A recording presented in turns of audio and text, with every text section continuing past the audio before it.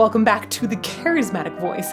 We are going to go off the deep end today and analyze some music that was inspired by a genre that you've probably never heard of. I haven't even ever heard this artist, but I've heard tons of people rave about her. And this video that we're going to analyze has had over 200 million views in just the first year. We need to pay attention. So let's get to it. Whoa.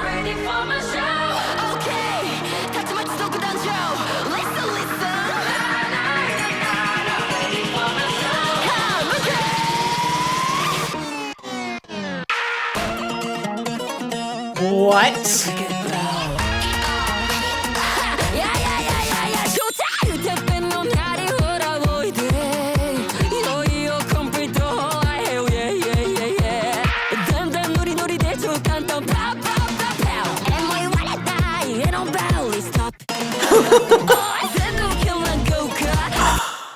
Oh my goodness. There is so much to unpack in this, and I feel gleeful and excited and emotional all at the same time because I'm so excited to unpack it. This is so brilliant. I love it. Okay, this artist is Ado. I've been told that that's how to pronounce the name, Ado. Show is the name of the song.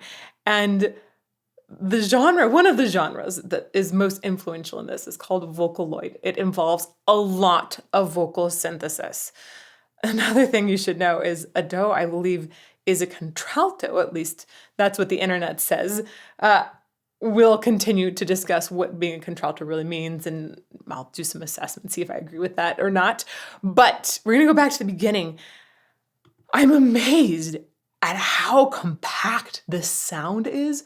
I'm going to try to break it down, but oh my gosh, this, if you really wanted to truly break down all of these little pieces, it would take days and days and days, and you would still miss something. So let's give it a try.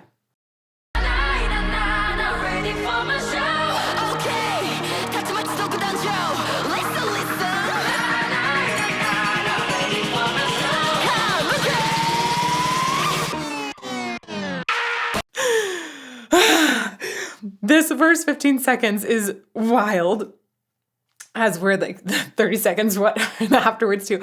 But in this first 15 seconds, I think there's a lot of really fascinating use of pitch bend. There are some really fun tingy sounds that were brought into it as well. It feels like we've got a lot of cultural elements. Ado is Japanese, so she's also going to be pulling from some Eastern music, which is awesome. I love seeing this kind of conglomeration of musical sounds and culture. The na-nas, I think in the chorus of it, that's probably got a little bit of synthesis of the voice to bring this really beautiful choral sound. I'm going to shout out to a couple of synthesized voices as we go along that I think are just really incredible uses throughout the years. And one of the very first ones I want to talk about is Imogen Heap. I think that Hide and Seek was one of the most incredible uses of essentially electronified voice, synthesized voice that I ever heard as a youngster. And it really influenced me to like a lot of ways that people have been experimenting with the voice in music production. While I think that it's very important to still preserve just a voice without any extra production on it for delivering really emotional moments, I think that voices that are produced in some way to add extra synthesis, they still have this incredible human feeling underneath them, which can make those instruments have an extra vibrancy. It's so fascinating where we can go with synthesized voice.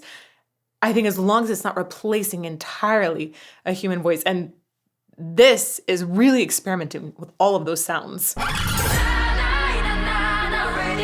I love the arpeggiation in the background too.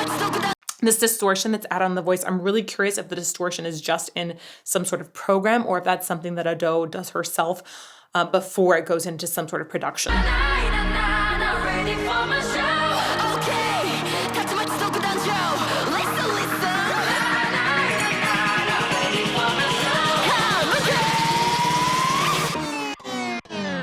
So in that shift the scream up, it almost sounds like that is her going up in pitch with some edge on the sound, so some sort of distortion. And then it breaks. And we heard this a little bit later. I think that was just essentially our introduction to this idea that she's going to be breaking between registers like crazy and really making fun use of this rapid registration flip. Let's keep going. I love that bend. Like, this feels like super Indian and I love it.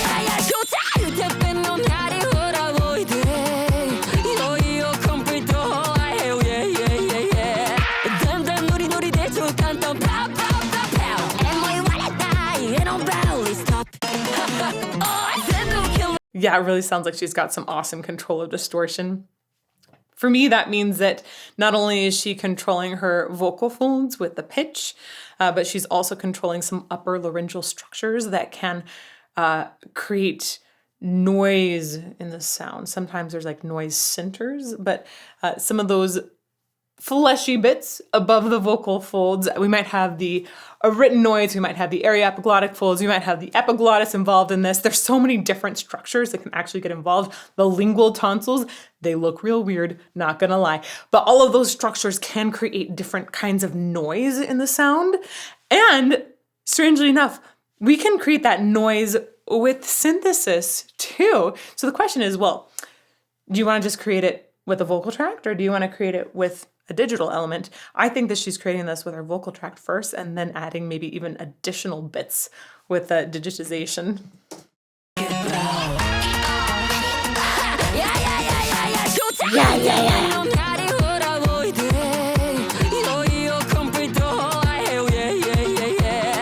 So what she did right there is essentially yodeling, going between first register and second register or chest and head. Really quickly too. Nice. I love that switch up.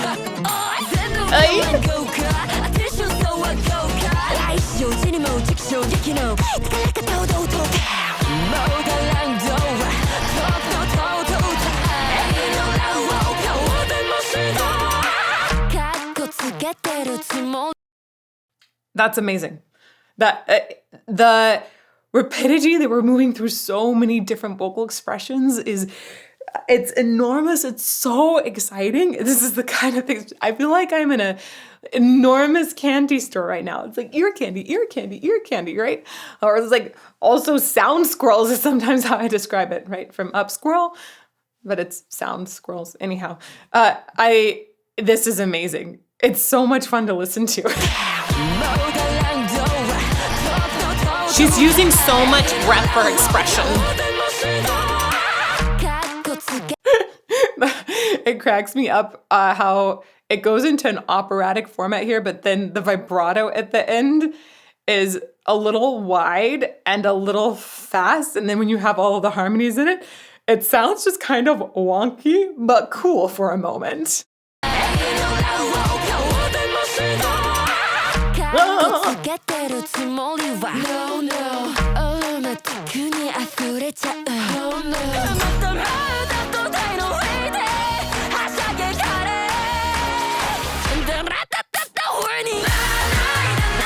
Rat-tat-tat-tat, I swear I heard in there. Maybe I'm just hearing a little electric callboy in this with some baby metal. I definitely hear lots of influence from what I associate as this like pop, Japanese J-pop really kind of sound, where we have an incredible high belt coming from her that has a lot of point and laser-like substance. Is she a contralto? This contralto is a voice type that was first, voice types like this were really established by classical singing. And it was a way to help quickly categorize people into casting. And so you would have in operas different roles that were typically cast with different fox. So not only would you have contralto or soprano, but you might have dramatic soprano or coloratura soprano. Contralto is considered the most rare kind of female voice. most often when someone is a contralto, people have difficulties identifying them as a female. I know gender, it's really weird to say gender specific names for voice types these days because people, not only can you train your voice to be all kinds of different things, but when people go through any sort of hormonal therapy, it can really affect your voice too. So there's a lot of things that aren't binary at this point, and we don't really have great ways to describe that in our vocal terminology. But go with me with this sort of traditional idea of female, really low female voice that some people would mistake for male. That would be contralto. Super, super deep in the sound, super thick. I think a great example of contraltos that are doing a lot of clean singing would be Nina Simone or Diana Ankudinova. So check out those names if you're looking for like a contralto. But I do think that Ado has a very deep voice. It's fascinating how she brings it up and uses it in different ways.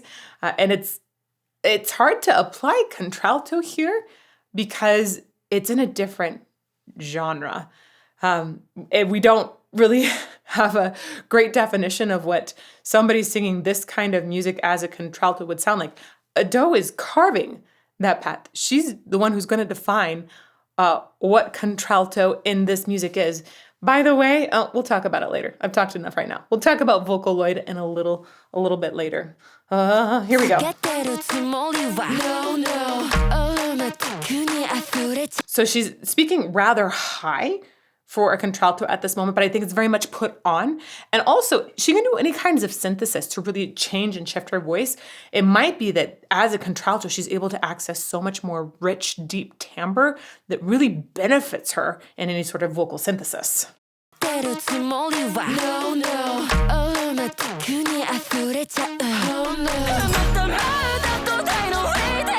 That's an amazing belt.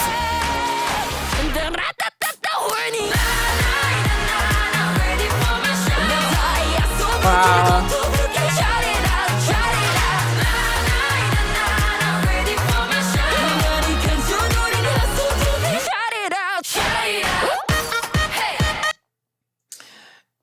So Ado also does, I believe, almost everything for her music. She does collaborations too sometimes. I'm just going to go back here because the production is incredible. When you get into electronic music, production is so important. Really, it's important across the board, but even more so for electronic music. I think that production it takes it to the next level. It's really been pushing how we think about production. This beat is chunky and bouncy at the same time. I love the clarity of all of the different elements, yet this almost feeling like, especially with some of the vocals, it feels like we've got a cathedral-like reverb that somehow doesn't make the sound muddy. The vocals are never lost, but never making it so we can't hear the other sounds at the same time. Amazing production.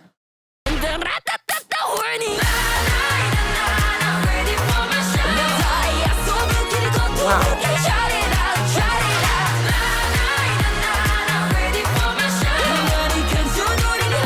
Wow.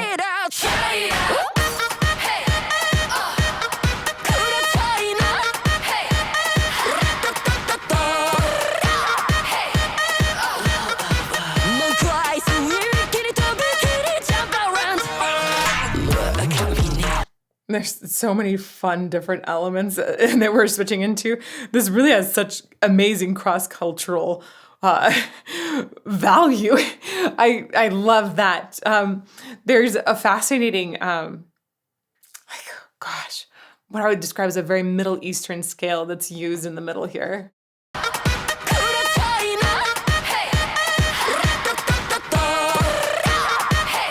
Oh my gosh. That part right there is just such a good example of how she's playing not only with different vocal sounds, and yes, there's lots of different kinds of synthesis or different production that's put on the voice throughout here, lots of different really cool instruments, but also the airiness or the compressed nature of her voice is one of the predominant features that I hear her playing with. This last part that I just paused after, was so airy. It almost lost any sense of pitch. Check it out. Wait for it.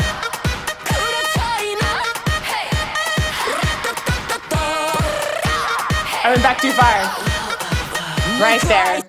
So if you think the ra-ta-ta-ta-ta, for example, super compressed laser-like sound, and then this last part was just so much air. The ability to switch between those is, it's difficult to learn how to do it to that degree of difference.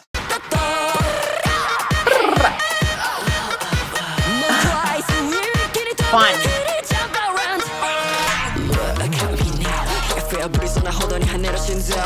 What a funky beat. So I got some trap elements.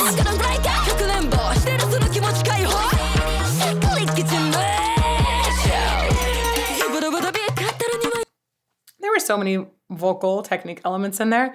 We had like a fry, like a Valley Girl fry at one point. There were these quasi screams at one point that could have been found in some sort of metal high intensity spirit box. It's like we got a little Slipknot with that Valley Girl fry in there, a little Corey Taylor rapping. So many elements. Wow.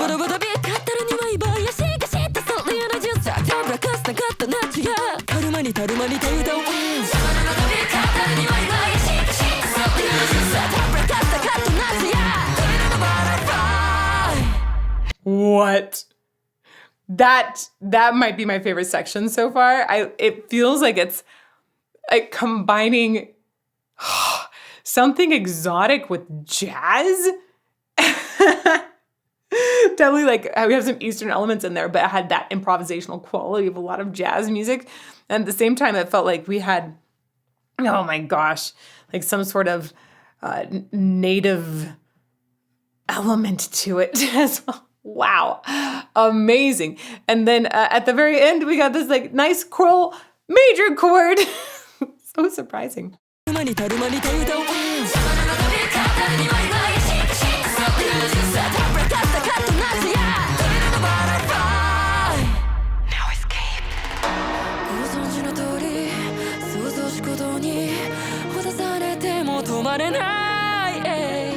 Oh, that's pretty.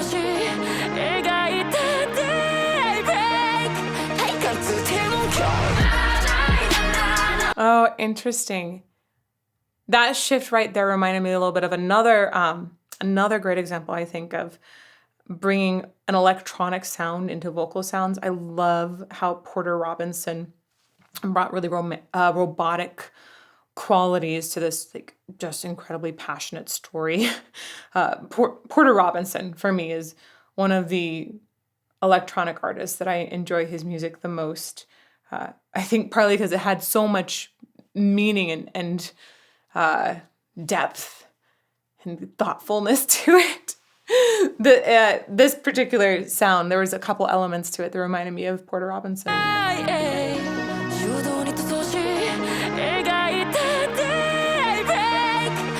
That's just beautiful.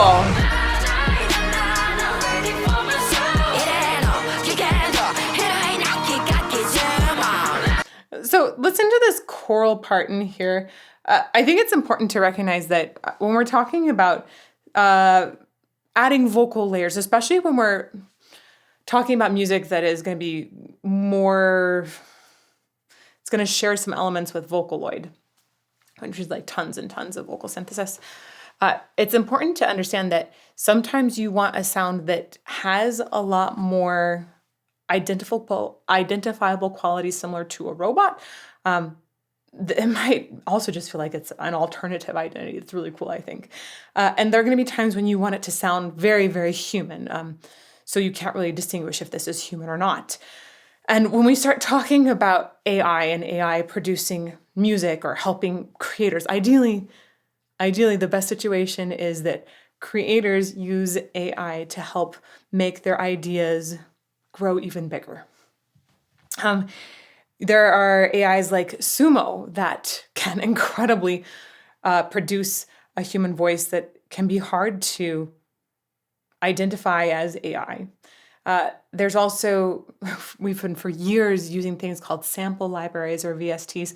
I have one that's based on my voice. It's called Charisma. It's from Impact Soundworks, in case you want to go look it up. That's really for composers that are looking for a real human sound. My library is not designed to have that electronic edge at all, but it's designed for somebody who's composing for film or for video games to just have a voice there in their sound that has some operatic qualities to it. When we're listening to this, I think that if you want to really grow an appreciation for it, you should consider how close to human we want to be, and if it's going to go a lot more in the other direction, what kind of qualities do we want in that? Because the options are limitless. You can design an entire personality that has a particular timbre that has electronic elements to it. It is sort of I would say it is the frontier of what music production can start to do. We're going to see so many exploding options with what we can do with synthesized voice.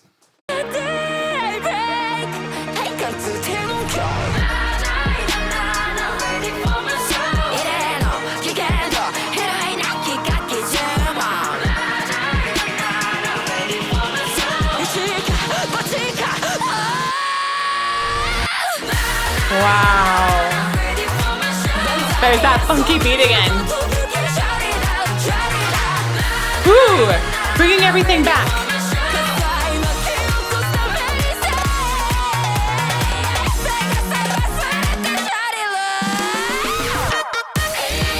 Ooh. I love the way that there's an introduction in and out of distortion so many times during this song.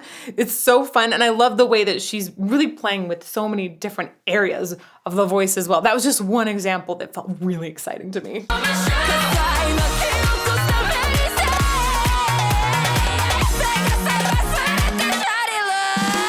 Oh, so cool. Ooh, nice.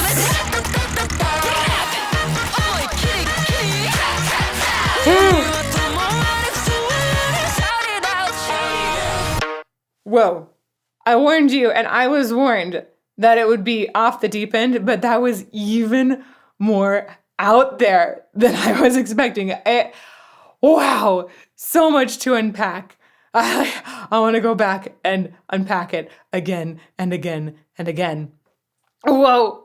If you want to see some analysis of other songs that I feel like just never really fit into standard songs we would listen to on the channel, I'm going to put together this list of outliers over here.